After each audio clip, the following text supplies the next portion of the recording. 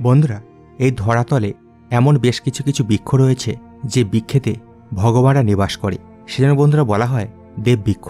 আজকের এই ভিডিওটি বন্ধুরা অত্যন্ত গুরুত্বপূর্ণ, যদি প্রয়োজন হয় আপনারা ডাউনলোড করে রাখুন। আজকের এই ভিডিওতে এমন একটা বনস্পতি সম্পর্কে আপনাকে জানাবো যে বনস্পতিটি কোটি টাকার থেকেও মূল্যবান।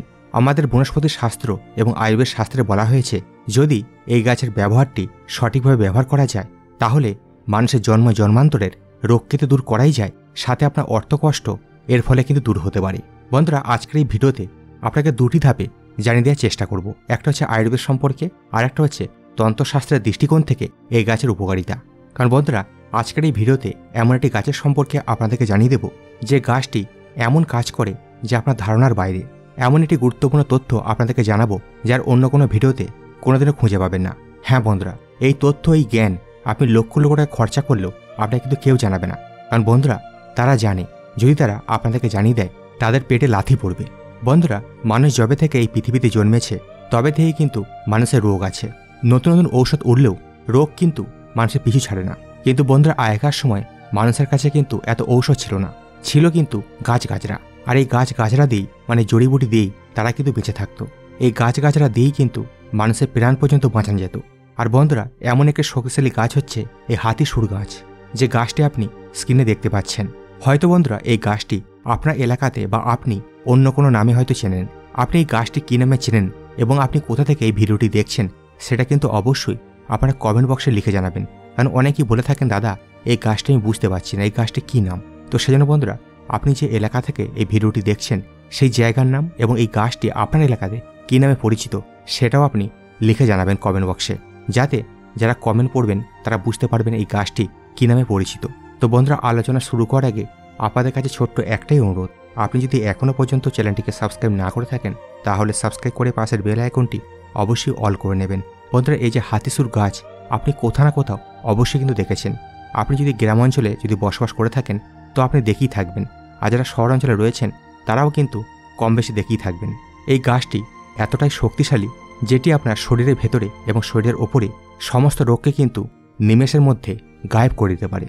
বন্ধুরা, এই যে হাতিসুর গাছ, এর মধ্যে এমন কিছু উপাদান আছে যদি এই গাছ আপনার শরীরে যদি ঠিকভাবে প্রবেশ করে তাহলে মৃত্যু ছাড়া কোনো রোগ কিন্তু আপনাকে বিছানাতে ফেলতে পারবে না। বন্ধুরা, এই গাছটি না হাতিসুর এই কারণেই কিন্তু হয়েছে কারণ এই গাছটি কিছুটা হাতির মতো, মানে সুরের মতো। সামনের দিকটা অনেকটা বেঁকানো। আপনি যদি ভালো করে দেখেন তাহলে বুঝতে পারবেন ওপর দিকে সাদা সাদা কিন্তু ফুলও হয়, দেখে মনে হয় সাদা পোকা যেন বাস করছে।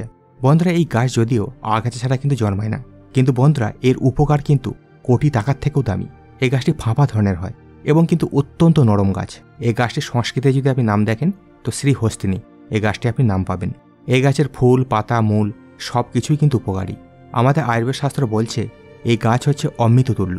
মহাচণ্ডী, হাতিসুর, হস্তিসুর এরকম কিন্তু বিভিন্ন নামে এই গাছটিকে ডাকা হয়। বন্ধুরা, বর্ষাকালে সাধারণত এই গাছের কিন্তু ফুল সব থেকে বেশি হয়। এতক্ষণ হয়তো আপনি বুঝতেই পেরেছেন হাতিসুর গাছটা আসলে কোনটা। আসুন বন্ধুরা, এরপর আপনাদেরকে জানিয়ে দিই এই গাছের কী কী বেনিফিট আপনারা পেতে পারেন। বন্ধুরা, যদি আপনার শরীরে কোনো বিষাক্ত পোকামাকড় যদি কামড়ে দেয়, আমাদের আয়ুর্বেদ শাস্ত্র কিন্তু এ বিষয়ে বলছে, সেখানে উল্লেখ পাওয়া যায়। আমি হাওয়াহাওয়ি কোনো কথা কিন্তু আপনাকে জানাই না। তো বন্ধুরা, যদি কোনো বিষাক্ত পোকা যদি আপনার দেহে কামড়ে দেয় এবং সেখানে অত্যন্ত জ্বালা দিচ্ছে বা ব্যথা করছে, হয়তো সেখানে লাল হয়ে গেছে বা ফুলে গেছে, সেখানে কিন্তু এই হাতিসুর গাছ অত্যন্ত কিন্তু লাভকারী। শুধু তাই নয়, যদি আপনার ঠান্ডা লাগে, দাঁত চুলকানি, হাজা, একজিমা এই সব কিছুতেও কিন্তু হাতিসুর গাছ কিন্তু কাজে আসে। চোখে যদি অঞ্জনি আসে তাহলে কিন্তু এই হাতিসুর পাতা দারুণ কাজে দেয়। দাঁত ব্যথা, মাড়ি ব্যথা, মুখে বনো, চুলের সমস্যা, পেটের সমস্যা সব কিছু কিন্তু এই গাছে ঠিক করে দেবে। যাদের যৌন সমস্যা আছে বা যৌন রোগ আছে তাহলে কিন্তু তাদের জন্য এই গাছ অমৃততুল্য। চলুন কোন কোন রোগে কিভাবে ব্যবহার করবেন আপনাদেরকে জানিয়ে দিই।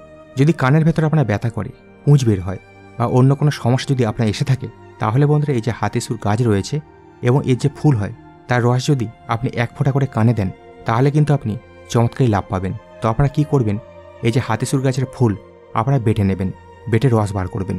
তারপর আপনারা যেরকম ড্রপ দেয় সেরকম আপনি 1 ফোঁটা আপনি আপনার কানের মধ্যে কিন্তু দেবেন। কিছুক্ষণের মধ্যে দেখবেন আপনার কানের ব্যথা বা কানের যন্ত্রণা অবশ্যই কিন্তু সেরে যাবে। আর বন্ধুরা, এই যে হাতিসুর গাছের রস 2 চামচ যদি আপনি গরম জলে দিয়ে চায়ের মধ্যে যদি আপনি 1 কাপ খেতে পারেন তাহলে আপনার টাইফয়েড রোগ কিন্তু চলে যাবে। আর বন্ধুরা, টাইফয়েড জ্বর এমন একটা জ্বর যা একবার যদি আসে আপনার শরীরে কিন্তু একাধিক সাইড এফেক্ট এর ফলে কিন্তু দেখা যায় এবং আপনার জীবনে একাধিক ক্ষতি করে যায়। তো বন্ধুরা, টাইফয়েড যদি আপনি কমাতে চান তাহলে কিন্তু এই গাছের রস আপনাকে একদিনের মধ্যেই কাজ করবে, আস্তে আস্তে জ্বর কমিয়ে দেবে এবং টাইফয়েডের যে সাইড এফেক্ট সেগুলো কিন্তু হতে দেবে না। খোসপাজরা, চুলকানি, র্যাশ, চামড়া লাল হয়ে যাওয়া, এই সমস্ত কিছু থেকে আপনাকে রেহাই দেবে এই গাছের রস। এই পাতাকে যদি আপনি নিয়ম করে ব্যবহার করতে পারেন বা এই ফুলকে যদি আপনি নিয়মিত ব্যবহার করতে পারেন তাহলে আপনার জীবনে কখনো চুলকানি, ঘা পাজরা, ফোড়ামাকড় আপনার শরীরে আসবে না। বন্ধুরা, যেখানে আমার চুলকাচ্ছে আপনি সেই জায়গাটা গরম জল দিয়ে প্রথমত ধুয়ে নেবেন বা পরিষ্কার করে নেবেন।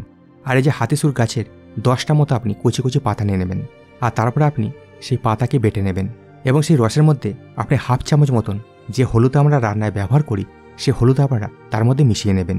কিন্তু সবথেকে ভালো হয় যদি আপনি কাঁচা হলুদ পান, কিন্তু কাঁচা হলুদ আমি জানি সবার পক্ষে দেওয়া সম্ভব হবে না, তো সেক্ষেত্রে আপনারা গুঁড়ো হলুদ কিন্তু ব্যবহার করবেন।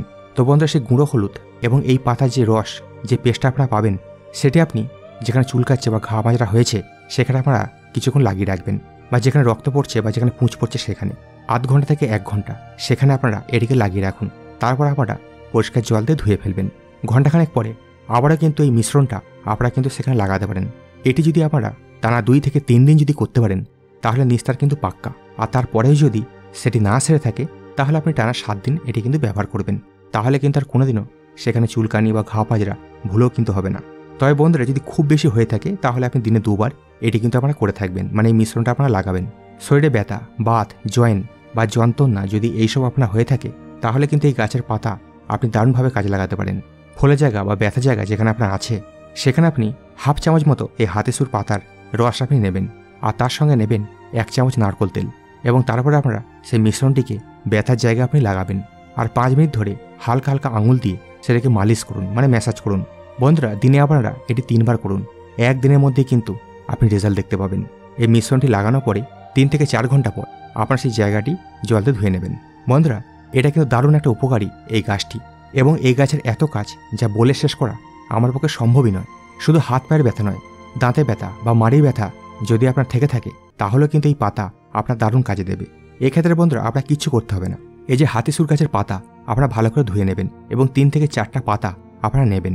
সেই পাতা 3টি আপনি চেবান, আপনি কিন্তু গিলে খাবেন না, সেই রসটিকে শুধু চিবে ফেলে দেবেন এবং আপনার মাড়িতে বা দাঁতে যেখানে ব্যথা করছে সেই জায়গাতে রসটিকে ভালো করে যেতে দিন বা চুষতে দিন।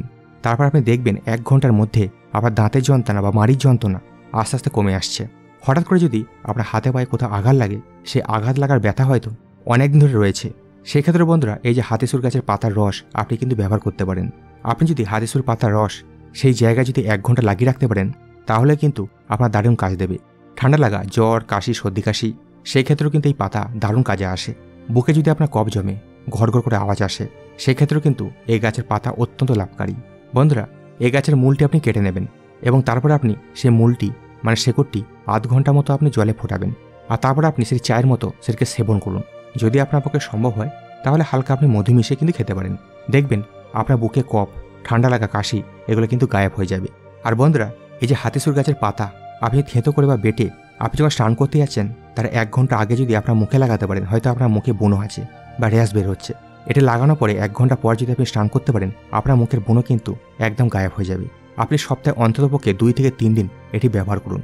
বন্ধুরা, ব্রণ অনেক সময় কিন্তু লাল হয়ে যায়, পেকে যায়, এবং দেখবেন অনেক সময় কি হয়, মুখে যে ফুসকুড়ি বের হচ্ছে সেটা টিপলে একটা সাদা চালের মতো বের হয়।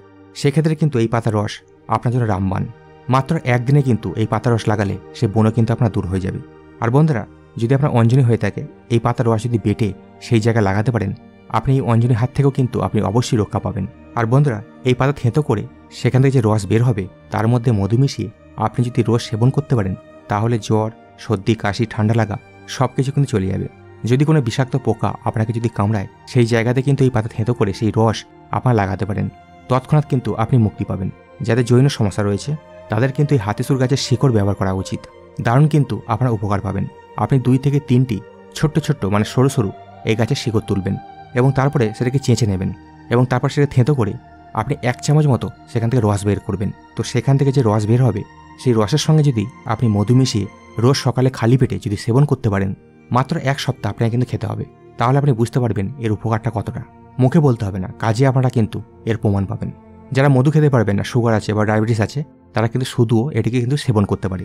বন্ধুরা, এই শিকড় দিয়ে কিন্তু আপনি পানও খেতে পারেন, তাহলেও কিন্তু আপনি উপকার পাবেন। আর বন্ধুরা, আপনি যে কোনো মঙ্গলবার দিনকে অথবা শনিবার দিনকে যদি এই গাছের শিকড় ধারণ করতে পারেন, সেক্ষেত্রে কিন্তু একাধিক রোগ জ্বালা থেকে হনুমানজির কৃপায় আপনি কিন্তু মুক্তি লাভ করবেন। তো আপনি কি করবেন? আপনি যেদিন করবেন তার আগের দিনকে এই গাছটির কাছে নিমন্ত্রণ জানাতে হবে। আপনি যাবেন, এই ক্ষেত্রে কোনো ঘটিতে জল নেওয়ার কোনো প্রয়োজন নেই। আপনি যাবেন, গাছটিকে প্রার্থনা করবেন, আপনার যে মনোবাসনা রয়েছে, আপনি কি কারণে গাছটি তুলবেন সেই মনোবাসনা আপনি জানিয়ে আসবেন। এবং তার পরের দিন ভোরবেলায় উঠে গিয়ে আপনি চুপি চুপি, কেউ যেন আপনাকে না দেখতে পায়, এই গাছটি ঘোরার সমেত আপনি ছিঁড়ে নিয়ে আসবেন। নিয়ে আসার পরে গঙ্গা জল দিয়ে শুদ্ধ করে নিয়ে এই গাছের শিকড়টি ঠাকুর ঘরে রেখে দেবেন। এবং সন্ধেবেলাতে যেভাবে আপনি পূজা অর্চনা করে থাকেন পূজা অর্চনা দেবেন। তারপরে আপনারা এই গাছের শিকড়টি, ছেলে এবং মেয়েরা দুজনেই কিন্তু লাল অথবা কালো এই দুটি সূত্রের মধ্যে যে কোনো সুতোতে আপনারা কিন্তু হাতে বাঁধবেন। অত্যন্ত ভালো আপনারা কিন্তু রেজাল্ট পাবেন। এরা তন্ত্রশাস্ত্রে এই বিষয়ে কিন্তু পরিষ্কার উল্লেখ পাওয়া যায়। তো বন্ধুরা, ভিডিওটি যদি আপনাদের ভালো লেগে থাকে এবং গুরুত্বপূর্ণ মনে হয়, তাহলে একটা লাইক করে আপনজনের উদ্দেশ্যে অবশ্যই শেয়ার করবেন। আর আপনাদের কাছে ছোট্ট একটাই অনুরোধ, আপনি যদি এখনও পর্যন্ত চ্যানেলটিকে সাবস্ক্রাইব না করে থাকেন, তাহলে সাবস্ক্রাইব করে পাশের বেল আইকনটি অবশ্যই অল করে নেবেন। ধন্যবাদ।